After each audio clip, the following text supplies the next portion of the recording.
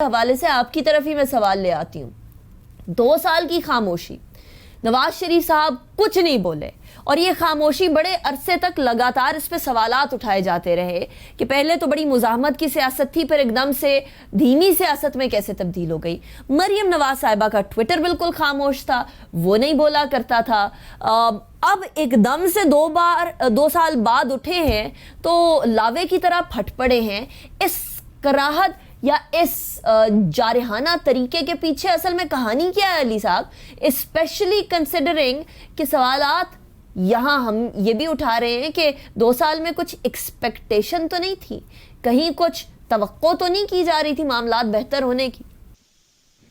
देखिए अनिका, आपने बड़ा रेलिवेंट क्वेश्चन किया है। जो भी हालात हादरा चल रहा है, एक तो आपने 2 साल का पूछा है तो डेफिनेटली आपको पता है कि 2 साल में अगर ये गवर्नमेंट सिलेक्टेड है, वोट चुरा के आई, धौंस और धांधली के जरिए आई और इनको एक लाडले और मुकद्दस गाय का एजाज भी हासिल है इस हुकूमत को।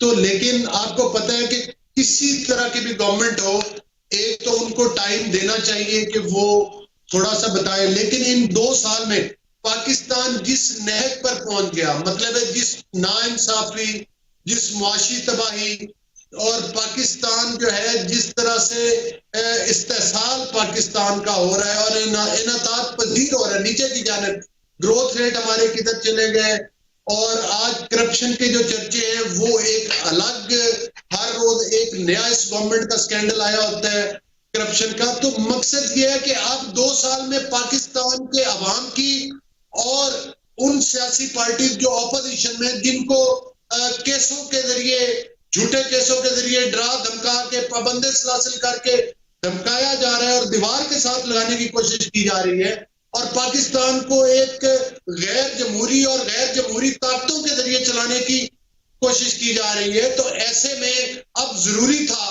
कि तमाम ऑपोजिशन पार्टी की तरफ से एक बयानिया आए, वो मुत्तहद होकर कोई तहरीक चलाए और पाकिस्तान को इन मौजूदा हालात से और इन नलायकों से जो है वो निजात दिला।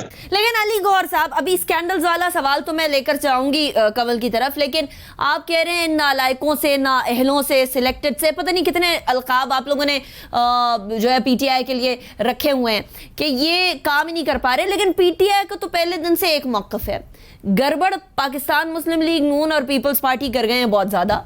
इनको साफ करने के लिए, हल करने के लिए, मामलात को सीधा करने के लिए वक्त लगेगा और ये वक्त जो है उसके लिए 2 साल काफ़ी नहीं है। आप लोगों ने 3-3, 4-4 बारियां कर ली हैं, अली साहब आपने भी, खुर्रम ने भी। अब आप लोग इनको भी ज़रा अपने 5 साल तो मुकम्मल करने दें कम अज़ कम। देखिए निका, आपको अंदाजा होगा कि जाहिर है पाकिस्तान पीपल्स पार्टी, मुस्लिम लीग नून तो वो पार्टी है जिसने पाकिस्तान बनाया।